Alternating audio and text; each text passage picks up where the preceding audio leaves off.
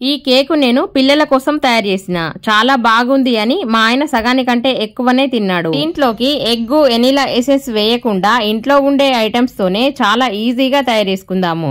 కొబ్బరి పొడి మైదా పిండి ఉంటే సరిపోతుంది. నేను చెప్పే టిప్స్ పాటిస్తూ చేసుకోండి, చాలా బాగా చేయగలరు. ముందుగా ఒక మిక్సీ గిన్నెలోకి 1/2 కప్పు చక్కెర తీసుకుందాము. కొంచెం దాల్చిన చెక్క వేసుకుందాము. దాల్చిన చెక్క వేసుకుంటే మంచి స్మెల్ వస్తుంది. చెక్కతో పాటు ఇలాచీ ఉంటే వేసుకోండి, నా దగ్గర లేకుండే వేయలేదు నేను. చక్కెర మెత్తగా అయ్యేంత వరకు మిక్సీకి వేసుకోవాలి. ఈ విధంగా మెత్తగా అయిన తర్వాత ఒక పెద్ద వెడల్పుగా ఉన్న గిన్నె తీసుకొని చక్కెర పొడి గిన్నెలో వేసుకుందాము. ఇప్పుడు కొంచెం నెయ్యి ఇంకా వేసుకుందాము. నెయ్యి, ఇలాచీ, దాల్చిన చెక్క ఉంటే ఇంకా ఎనిలా ఎసెన్స్ తో అవసరమే లేదు, మంచి స్మెల్ వస్తుంది వీటితోనే.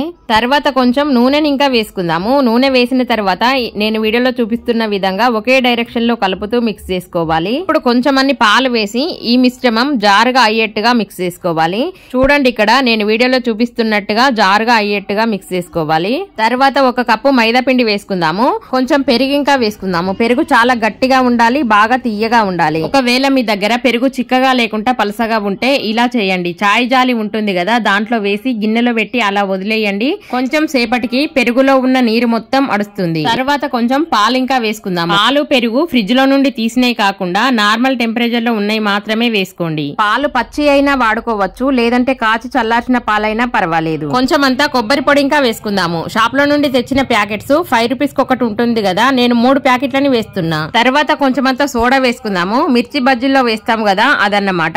ఇక్కడ చూడండి, కొంచెం ఈనో తీసుకుంటున్నా నేను, ఇంత తీసుకుంటే సరిపోతుంది. ఇప్పుడు మొత్తం అంతా బాగా మిక్స్ అయ్యేలాగా కలపాలి. దీన్ని మొత్తం ఇంకా ఒకే డైరెక్షన్ లో కలపాలి. మనం ముందుగా కలుపుకున్నాం కదా నూనె, పాలు, చక్కెర పొడి, నెయ్యి, దాన్ని ఏ సైడ్ నుంచి అయితే తిప్పుతూ కలుపుకున్నామో దీన్ని ఇంకా అదే విధంగా కలుపుకోవాలి. బాగా పలసగా ఉండకుండా ఈ విధంగా కలుపుకోండి. నాకు ఇక్కడ కొంచెం పొడి పిండి అవసరం పడింది, వేసుకుంటున్నా. ఇప్పుడు ఒక గిన్నె తీసుకొని గిన్నెకు నూనె గాని నెయ్యి గాని అప్లై చేసుకుందాము. మనం తీసుకున్న గిన్నెకు గరుసులు లేకుండా సాఫ్ గా ఉండాలి. నూనె రాసిన తర్వాత గిన్నెలో కొంచెం మైదా పిండి వేసుకొని గిన్నె మొత్తం బాగా కోటింగ్ చేసుకోవాలి. లేదంటే మీ దగ్గర బటర్ పేపర్ ఉంటే వేసుకోండి. ఇక్కడ నేను మీకు చెప్పేది ఏమిటంటే, నేను తీసుకున్న గిన్నె కొంచెం లోతుగా ఉంది. మీరు తీసుకునే గిన్నె లోతు తక్కువ ఉండి వెడల్పు ఎక్కువ ఉండేలా చూసుకోండి. ఎందుకంటే కేక్ ఉడకడానికి బాగా టైం తీసుకుంటుంది గిన్నె లోతుగా ఉంటే. కేక్ బ్యాటర్ ని కొంచెం కొంచెంగా గిన్నెలో వేస్తూ ట్యాప్ చేయాలి, ఎందుకంటే లోపల ఎయిర్ గ్యాప్స్ ఉంటే వెళ్లిపోతాయి. గిన్నెకు సగం కంటే కొంచెం ఎక్కువ ఉండేలా చూసుకోండి. పిండి ఎక్కువ వేస్తే బాగా పొంగిపోతుంది కేకు ఉడికేసరికి. నేను ఇక్కడ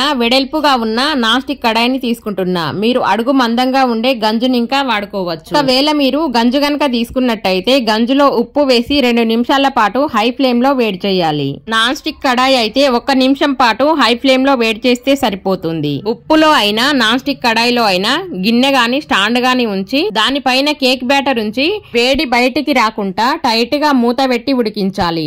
గ్యాస్ ఎక్కువ తక్కువ అస్సలు చేయకండి, మొత్తం ఇంకా సిమ్ లోనే ఉడికించాలి. కేకు ఉడికిందా లేదా అని చెంచా గాని చాకు గాని గుచ్చి చూస్తే క్లీన్ గా వస్తే బాగా ఉడికినట్టు. నేను ఇక్కడ తీసుకున్న గిన్నె బాగా లోతుగా ఉండడం వల్ల కేకు మొత్తం బాగా ఉడకడానికి నాకు గంట కంటే ఎక్కువ టైమే పట్టింది. అందుకే చెప్తున్నా నేను, గిన్నె లోతు తక్కువ ఉండి వెడల్పు ఎక్కువ ఉంటే బర్త్డే కేకు లాగా పనిచేస్తుంది, తొందరగా ఉడుకుతుంది. దీన్ని కిందికి దించేసిన తర్వాత అర్ధగంట పాటు బాగా చల్లారబెట్టాలి. చల్లారిన తర్వాత చాకుతో సైడ్లని కట్ చేసి ఇప్పుడు ప్లేట్ లోకి తీసుకొని గిన్నె పైన 2 సార్లు ట్యాప్ చేస్తూ బాగా కదిలించాలి. అప్పుడు గిన్నె కేకు నుండి సపరేట్ అవుతుంది. ఇప్పుడు దీన్ని మనం బర్త్డే కేక్ లాగా అందంగా తయారు చేయాలి అంటే తేనె ఉంటుంది కదా, తేనెలో ఒక అరటి పండు, కొంచెం ఫుడ్ కలర్ మనకు నచ్చింది వేసి మిక్సీ పడితే చక్కగా క్రీమ్ తయారవుతుంది. దాన్ని కేకు మొత్తం అప్లై చేసి పైనుండి కొబ్బరి పొడి చల్లితే చాలా బాగుంటుంది. మీరు ఇక్కడ చూడవచ్చు కేకు ఎంత బాగా ఉడికి స్పంజీ లాగా వచ్చిందో. నేను చెప్పిన టిప్స్ తో ఈ కొలతలతో కేకు తయారు చేసుకోండి, చాలా బాగుంటుంది. ఈ వీడియో మీకు నచ్చినట్టయితే